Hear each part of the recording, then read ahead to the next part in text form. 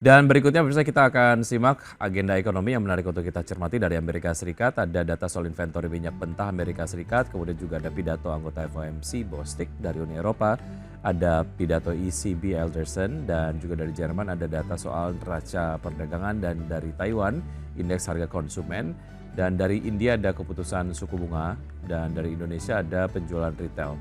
Kemudian dari Selandia Baru ada data soal rilis tingkat inflasi dan suku bunga. Berikutnya pemirsa agenda emiten nih yang menarik untuk kita cermati. Pemirsa dapat Anda saksikan di layar televisi East, WOMF, kemudian Rans ini akan menggelar rapat umum pemegang saham, kemudian Wika dan Rupoyo obligasi berkelanjutan 2 tahap 1 tahun 2021, kemudian juga UNTR DPS dividen tunai interim, PPGL dan Triskum dividen tunai interim.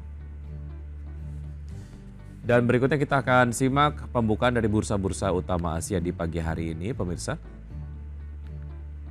Ya, pasca kemarin kemudian rata-rata melemah, pembukaan dari bursa-bursa utama Asia di pagi hari ini dibuka mix dengan Nikkei menguat 1% di level 39.328, STI Singapura menguat 0,58% di level 3.596, dan Kospi Korea melemah 0,61% ke level 2.594, dan Hang Seng Hong Kong melemah 9,41%. Ya, untuk berbincang pagi hari ini kita sudah terhubung dengan Pak Praska Putrantyo, CEO dari Advisor.id. Selamat pagi Pak Praska.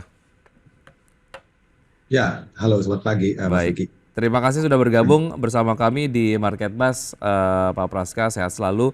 Kalau kita bicara Ya, mengenai IHSG yang kemudian menguat di penutupan perdagangan kemarin di tengah bursa utama Asia yang melemah begitu, apa yang Anda dapat analisis dari pergerakan tersebut? Apa yang membuat bursa Asia kompak melemah dan implikasinya di perdagangan hari ini seperti apa Pak Praska? ya, baik. Jadi kalau saya memang pergerakan bursa saham kemarin ya kita sedikit comeback ya, menguat kembali ke level 7.557 ya 0,7%, dan itu meskipun terjadi di tengah net sell investasi sekitar 39 miliar pasar reguler, jadi agak tipis mulai mereda. Namun kalau saya lihat memang penguatan tersebut banyak ditopang oleh saham-saham dari sektor keuangan terutama big banks ya. Kita bicara seperti BRI, Mandiri, ya kan BCA, dan juga saham-saham di sektor yang sensitif dengan suku bunga penurunan kemarin ya. Jadi Hmm. kayak sektor keuangan, properti dan sektor properti dan real estate, dan juga sektor teknologi seperti itu. Nah, ini apa menurut saya sebagai salah satu aksi mungkin bargain hunting investor juga ya terhadap saham-saham yang sudah banyak terdiskon setelah mengalami rally yang cukup signifikan dalam kurang lebih hampir 1 atau 2 bulan terakhir seperti itu. Dan secara teknikal pun saya melihatnya IHSG di sini memang sudah menyentuh support tren bullish ya di level sebenarnya di level 7.544-an. Jadi pas kemarin koreksi sampai ke level 74 ya, 7490-an sekian, itu jadi level yang menarik untuk investor coba melirik-lirik ya. Meskipun terjadi juga di tengah kabar bahwa apa namanya belum detail ya rencana pemerintah Tiongkok untuk melakukan stimulus yang lebih real, lebih rinci, itu membuat pasar saham Tiongkok yang tadinya menguat cukup signifikan dalam sebulan terakhir mencapai 26% ya, itu atau mungkin dalam month to date atau seminggu terakhir lebih dari 4%, itu membuat apa namanya pasar saham Cina terkoreksi, Tiongkok terkoreksi, kemudian diperkirakan dana asing mungkin atau pasar mulai melirik kembali kepada pasar saham emerging market, salah satu Indonesia yang menurut saya mulai terlihat tampak lebih atraktif seperti itu. Ya, ini yang kemudian IHSG nampaknya mendapatkan berkah begitu, dan sektor yang disasar oleh investor asing untuk kemudian dikoleksi adalah sektor saham keuangan yang kembali menguat. Ini paling signifikan di penutupan perdagangan kemarin naik 1,39%. Sesolid apa sebetulnya penguatan ini Pak Praska? Apakah ini kemudian hanya berlangsung pendek saja ataupun mungkin Anda melihat penopang-penopang lain yang membuat sentimen ini akan berlangsung lama, khususnya mendekati akhir tahun dan juga laporan atau earning season di kuartal 3 dan juga mungkin laporan keuangan di akhir tahun terkait dengan window dressing. Ya, baik. Jadi menurut saya sebenarnya hal ini masih sifatnya masih sementara ya, karena Hmm. bisa dikatakan penguatannya kan lebih karena masih spekulatif buy menurut saya, karena memang secara technical view saham-saham tersebut tampak mulai agak menarik ya setelah banyak koreksi dan menyentuh level support seperti itu. Dan juga memang meskipun menjelang momentum earning season yang akan diperkirakan rilis mungkin akan ramai di akhir Oktober atau mungkin awal November nanti, itu menurut saya apa namanya hal tersebut sudah bisa direfleksikan oleh investor pada saat IHSG kemarin tuh mencapai level tertinggi ya. Jadi Hmm. pada saat nanti sudah dirilis, artinya hal-hal tersebut sudah sesuai dengan prediksi yang sudah dirilis di awal. Apalagi kita bicara efek dari penurunan suku bunga ini kan secara tidak langsung sudah diperkirakan berimplikasi juga pada peningkatan kinerja emiten yang diperkirakan mungkin baru akan terasa di tahun depan dengan era bunga Hmm. yang lebih rendah. Dan hal itu juga kalau saya lihat koreksi IHSG, bayang-bayang pelemahan IHSG ini juga masih dihantui oleh beberapa sentimen yaitu seperti pelemahan rupiah juga. Jadi bahkan rupiah sudah kembali melemah ya, dari 15.1 sekarang ke 15.6 ya, dan juga kita bicara dari indeks maksud saya yield obligasi ya US Treasury di Amerika Serikat yang 10 tahun dan juga yield S&P 10 tahun kita juga sama-sama kembali melonjak. Apalagi yield US Treasury itu kan kembali indeks dolar ya, serta juga yield kita pun juga kembali melemah Mhm. atau naik ya, maksud saya ke level 6,7. Artinya di sini saya melihat tekanan-tekanan sentimen jangka pendek masih cenderung Hmm. membayangi pasar saham, paling nggak di hingga akhir Oktober ini seperti Ya, itu. artinya mungkin ini terkait dengan penguatan tadi di sektor keuangan, berarti tidak kemudian terlalu solid, apalagi kalau kita lihat apa yang kemudian terjadi di indeks di China begitu terkait dengan pelemahan di sana, karena memang mereka Ya. belum menemukan kepastian yang lebih pasti ataupun lebih solid lagi lah ya terkait dengan wacana-wacana stimulus yang ada di sana. Ketika kemudian mereka sudah menemukan kepastian, artinya juga mungkin serta merta akan terjadi capital outflow lagi di pasar modal di Indonesia, Pak Praska. Ya, menurut saya demikian. Jadi saat ini kan dari pemerintah sendiri dan juga bank sentral sana juga stimulusnya berupa likuiditas sampai 2 triliun yuan, ya kan motong giro wajib minimum ya sekitar 50 basis point, dan juga beberapa kebijakan lain kan seperti pemangkasan loan prime rate kemana kan juga sudah dilakukan ya ke sekitar level 3,5%-an, dan juga pemangkasan medium term loan loan facility ya itu juga menurut saya juga sudah atau akan dilakukan. Artinya banyak stimulus yang sifatnya moneter Hmm. itu akan dilakukan oleh pemerintah Tiongkok. Namun lebih yang realnya yang mempengaruhi kepada krisis properti di sana ya kan, kemudian masalah tenaga kerja, masalah spending di sana ya kan. Nah, itu menurut saya yang belum dirincikan memang, meskipun nanti terdapat langkah detail yang menurut saya menggembirakan buat investor secara global, itu yang menurut saya bisa memberikan tekanan juga ke market kita, apalagi market Hmm. kita ini kan dalam tanda kutip masih dalam arti rally-nya dalam jangka panjang tren bullish ya, sehingga Hmm. jika masih memungkinkan kembali terjadi koreksi-koreksi yang sifatnya dipengaruhi oleh faktor eksternal. Nah, dan lagi kita juga bisa mempertimbangkan faktor konflik di Timur Tengah ya, geopolitik antara Israel, Lebanon, dan juga Iran ya saat ini kan juga mengancam harga minyak kan kembali melonjak ya. Ini juga menimbulkan kekhawatiran inflasi kembali naik, dan itu memicu ya apakah suku bunga nanti tidak bisa pangkas lagi ya kan, Ya, lebih rendah lagi ya. Ini juga hal-hal yang menurut saya menjadi sentimen yang diperhatikan investor saat ini seperti itu. artinya ini belum menjadi saat yang tepat untuk bisa masuk ke saham-saham big cap, Pak Praska. Ya, menurut saya demikian. Jadi belum bisa all Hmm. out lah, Hmm. karena kita bicara kondisinya masih rawan. Karena belum lagi kita juga lihat eh, faktor pemilu di Amerika Serikat juga ya, itu Hmm. seperti apa juga hasilnya ya kan. Nah, kalau kita bicara pelantikan dalam negeri, ya pemerintahan baru, saya rasa itu sudah direspon cukup baik oleh investor, namun lebih ke faktor eksternal yang masih menurut saya rawan mengganggu pergerakan market. Nah, karena kalau saya lihat pola-pola dari pasar asing ini masih cenderung melakukan aksi tekanan jual ya Hmm. seperti itu, dan mungkin akan lebih mencari aset yang lebih lebih lebih aman seperti Baik. itu kira-kira. Lalu bagaimana dengan sentimen penurunan dari suku bunga The Fed ini menjadi sebuah sentimen penyeimbang dari beberapa sentimen yang tadi Anda sudah sampaikan yang nampaknya mungkin akan memberatkan IHSG ataupun mungkin to be exact untuk sektor finance atau keuangan, Pak Praska. Ya, sejujurnya untuk kebijakan Bank Sentral Amerika memangkas suku bunga yang juga sudah diikuti oleh Bank Sentral kita ya, ini menurut saya sudah direspon oleh market ya, Hmm. penguatannya kemarin ya, Hmm. IHSG terbang ke level Artinya sudah lewat gitu ya? 7879 sudah lewat seperti. Jadi Hmm. tampaknya sektor saham-saham perbankan ini kemarin menguat lebih kepada istilahnya bargain hunting ya. Jadi mencoba menspekulasi saham-saham yang perbankan big banks yang sudah terkoreksi lumayan dari level tertinggi itu kembali diakumulasi. Apalagi kita bicara performance big banks ini kan sampai saat ini kita bicara kayak BRI, Mandiri dan Hmm, sebagainya masih mampu mencatatkan kinerja yang cukup bagus ya. Sehingga menurut saya hal yang lumrah untuk masih bisa memperhatikan sektor perbankan besar, baik, apalagi dengan harapan baik. bunga rendah ini bisa mendorong kembali recovery kinerja mereka.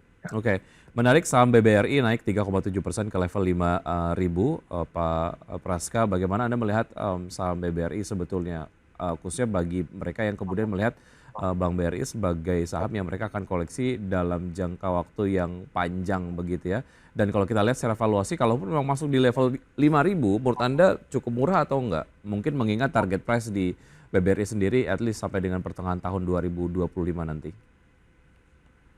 Ya, kalau kita bicara BBRI sebenarnya dengan harga di 5.000 ke atas ini memang kondisinya sudah tidak terlalu murah-murah sekali juga, jadi sudah Hmm, cukup wajar ya ya, saat Indonesia kita compare dengan data historical itu juga relatif cukup wajar ya, dan ditambah lagi dengan kinerja mereka yang sekarang masih cukup bertahan meskipun agak melambat. Jadi saham BBRI ini kondisinya kalau di level yang saat ini di level 4.900 sampai 5.000 itu menurut saya investor masih lebih kepada trading jangka pendek ya. Dengan range yang saya perkirakan target menutup gap atas ya di level 5.525 itu menurut saya untuk saham BRI seperti itu. oke, baik. Kalau kita lihat peluang dari IHSG sendiri menjelang pelantikan presiden dan juga kabinet baru, Pak Praska, Ya. bagaimana ini kemudian menjadi sebuah sentimen yang kemudian cukup ditunggu-tunggu dan mungkin most likely akan positif dampaknya pada saat kita cukup berjibaku dengan berbagai macam sentimen luar yang cukup memberatkan pergerakan pasar dalam negeri, Pak Praska. Ya, menurut saya sebenarnya lebih ke market sudah merespon ya positif ya Hmm, terkait dengan pelantikan pemerintahan baru, presiden baru dan sebagainya. Hanya saja mungkin market akan lebih bisa merespon lagi pada saat pelantikan untuk kabinetnya. Nah, jadi struktur kabinet dan sebagainya itu yang menurut saya juga hal yang bisa diperhatikan oleh pasar, terutama yang hal berkaitan kementerian berkaitan dengan ekonomi dan keuangan investasi. Kira-kira seperti itu. Ini yang menurut saya lebih mempengaruhi mood pasar untuk jangka hmm. pendek paling nggak di sepanjang Oktober ini. Baik, oke. Menarik, kita akan lanjutkan usai jeda berikut ini dan kita akan bahas saham-saham yang direkomendasikan pagi hari ini dari Anda Pak Praska, dan pemirsa tetap bersama kami akan segera kembali. Terima kasih Anda masih bergabung sama kami pemirsa, dan saya masih berbincang bersama Pak Praska Putrantyo, CEO Advisor.id, dan kita akan saksikan terlebih dahulu saham-saham pilihan pagi hari ini dari Pak Praska, diantaranya adalah BBRI. Tadi kita sudah bahas dengan level support di 4.800 dan resistance di 5.500 dengan rekomendasi buy. Kemudian juga ada Pegas ya, dengan support di 1480 dan resistance di 1670 rekomendasi buy. ITMG level support di 26.000 dan resistance di 27.800 rekomendasi buy, dan ASA dengan support di 730 dan resistance di 805 dengan rekomendasi buy. Baik, Pak Praska, kita lanjutkan pembahasan. Kalau kita lihat target price untuk BBRI sendiri, mungkin Anda boleh sampaikan kembali sampai dengan akhir tahun begitu, kira-kira bisa masuk ke level berapa untuk BBRI? Ya, baik untuk BBRI sendiri, saya melihat sebenarnya untuk sampai akhir tahun paling tidak target di level 5.800 ya menurut Hmm, saya untuk BBRI, karena di sini kondisi yang menurut saya mempertimbangkan tekanan di pasar pasar perbankan ya hmm, di perbankan, di mana loan growth ya di Indonesia ini kan sudah mulai agak melambat dengan era bunga tinggi, terus indeks manufaktur kita yang turun terus ya kan, tambah lagi juga deflasi itu hampir 4 atau 5 bulan terakhir tetap terjadi, yang mengindikasikan kekhawatiran di sektor ekonomi real seperti, sehingga mempengaruhi juga secara tidak langsung ke NPL perbankan dan juga earnings dan revenue growth dari saham perbankan juga. Jadi menurut saya memang tadi target lebih konservatif di level 5.800 untuk sampai akhir tahun. Tapi untuk walaupun jangka pendek ya, tadi sampai ke level 5.500-an baik, seperti itu. walaupun harganya sudah masuk ke harga wajar, tapi melihat potensial upside-nya at least sampai dengan akhir tahun ini cukup menarik dan bisa dimanfaatkan untuk BBRI begitu ya Pak Praska ya. Ya. Baik, dari BBRI kita bergeser ke Pegas, Pak Praska, silakan. Ya, untuk Pegas sendiri, saya lihat di sini memang secara forma teknikal menarik juga ya. Jadi sudah mampu rebound dari level support di level 1440 dan secara fundamental view juga kita lihat saham Pegas ini masih relatif murah ya secara valuasi historical price book value-nya di bawah 10 kali dan juga secara kinerja keuangannya pun saham Pegas di sini masih cukup positif ya secara trend performance sehingga saham Pegas menurut saya dengan kondisi yang masih banyak dukungan katalis positif baik secara fundamental maupun teknikal, kita melihat gas itu berpeluang naik sampai ke level menutup gap paling tidak di level 1670 ya. Hmm. Jadi misalnya jadi Oke, di level 1600-an, seperti itu. baik. Sampai dengan akhir tahun atau seperti apa untuk Pegas sendiri, Pak Praska? 1670 ya. Di akhir tahun Ya. ya? Untuk sampai akhir tahun di level 1670 sampai akhir tahun ya di Baik, 1670 untuk baik. sampai gas.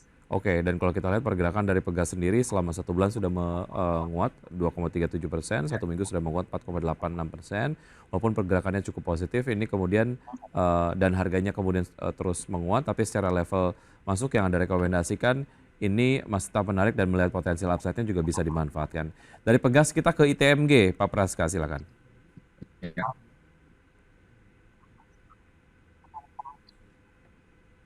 Ya, dari kinerja fundamental agak sedikit melambat ya, wajar Hmm, menurut saya karena memang tekanan di harga batu bara sendiri ini kan terjadi sepanjang 2024 ini ya dan namun saya melihat secara performa paling tidak sudah mulai menunjukkan recover ya, recover meskipun masih mencatatkan penurunan pendapatan maupun bersih tapi secara deltanya momentumnya mulai agak melambat dan terdapat juga katalis positif di mana komoditas batubara sendiri juga kembali mulai naik ya ke level $150 per ton dan tersulut oleh sentimen kita bicara sentimen dari stimulus di Tiongkok yang besar hmm, harapannya menopang demand industri dan juga di sini produksi batubara di Tiongkok juga berkurang dan juga di India pun juga berkurang secara outputnya dan namun hanya saja challenge dari Inggris ini kan juga mulai mengurangi baik, untuk ITMG sendiri di untuk pembukaan penggunaan perdagangan C1 bara dan jangka panjang. Jadi berat ya. Jadi untuk ITMG sendiri dengan sentimen tersebut kita melihat masih menarik untuk target price sampai ke level 27.875 seperti itu. baik, oke. ITMG sendiri di pembukaan perdagangan C1 melemah 0,19%, artinya ini semakin mendekati ke level support yang Anda rekomendasikan ya di level Ya, 26.000. Terakhir untuk ASA sendiri amin. seperti apa Pak Praska? Baik, untuk asal sendiri di sini kita melihat juga dengan dukungan dari kondisi teknikal dan juga fundamentalnya ya yang bergerak dalam pola triangle. Saya melihat sini ASA berpeluang untuk bisa kembali rebound paling tidak ke target jangka pendek menengah yang di level 805 ya. Seperti itu dan kalau kita lihat juga secara fundamental kan saham ASA sendiri di sarana armada ini juga mulai Baik, menunjukkan perbaikan dari sisi pertumbuhan laba bersih ya. Jadi yang menurut saya ini jadi sentimen positif buat saham tersebut. Seperti itu. baik. Kita masih ada satu segmen lagi Pak Praska untuk membahas level pembukaan IHSG di pagi hari ini di perdagangan C1. Kita Baik. akan lanjutkan usai jeda berikut ini dan tetap bersama kami akan segera kembali. Terima kasih Anda masih bergabung bersama kami. Sebelum saya lanjutkan perbincangan bersama Pak Praska, kita akan simak pemirsa pembukaan IHSG di pembukaan perdagangan C1 hari ini. Setidaknya ini yang kita capture dari pukul 9 lebih 06 waktu Indonesia bagian Barat. IHSG bergerak menguat ya dengan penguatan 0,31% di level 7.580,720 dan saham keuangan masih kemudian memimpin dengan penguatan 0,6% disusul oleh sektor infrastruktur dan juga sektor lainnya. Kemudian saham-saham yang masuk dalam jajaran top gainers diantaranya adalah BBNI, BRIS, PTRO, Excel, PNLF, Unilever, Film, Lead, dan juga Mang. Dan juga untuk top losers ada Medco, Bukavern, BSBK, MDKA, Raja, MTK, ICBP, PTMR, dan SSMS. Setidaknya dua saham-saham berbasis perbankan yang masih menjadi top gainer sejauh ini Pak Praska. Analisis Anda untuk pergerakan finance di hari ini seperti apa?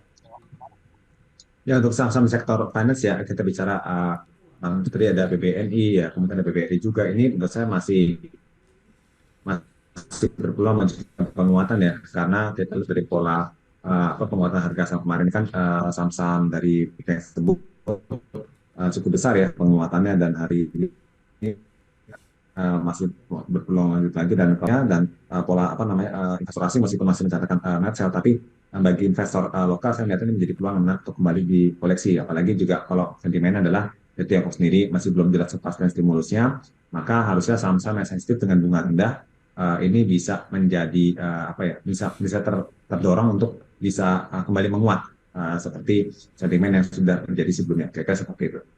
Baik, pergerakan IHSG hari ini Ya. seperti apa? Baik ya, untuk IHSG sendiri kami perkirakan akan menguat ya, kembali menguat, tapi dengan kisaran di 7 apa namanya 490 sampai di 7589 untuk level resistance seperti itu. Baik, ya Mas Roska, semoga memang apa yang kemudian Anda sampaikan ini menjadi referensi dan sumber informasi untuk pelaku pasar untuk dapat menerapkan strategi investasinya hari ini, dan lagi-lagi pemirsa keputusan investasi kembali ke Anda. Mas Roska, terima kasih sudah bergabung. Ya, Sukses untuk Anda, baik. sehat selalu, sampai jumpa. Baik, terima kasih Mas Vicky.